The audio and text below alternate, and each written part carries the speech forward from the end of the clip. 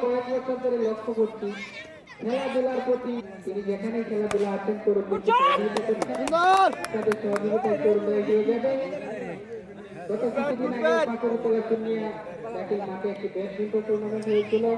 সেখানে তিনি অনেক দায়িত্ব নিয়ে এই টুর্নামেন্টের সকল সহযোগিতা করেছেন।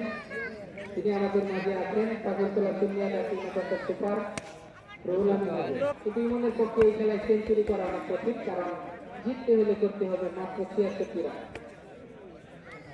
ইমন অত্যন্ত ভালো মানের একজন ব্যাটসম্যান, তারা চেষ্টা করছে।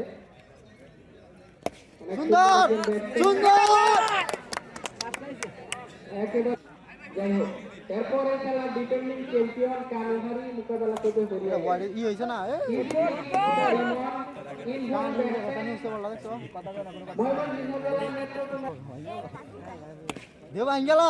এভাবে আসলে 4 হতে থাকে, খুব বেশি সময় লাগবে না। আমরা আশা করছি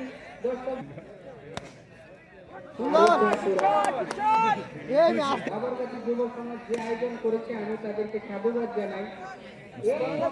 এতগুলো লোক এখানে আছে, ভালো একটি পরিবেশে আমাদের আগামী দিনে পরিবর্তন দিতে হবে। অত্যন্ত ভালো একটা হয়।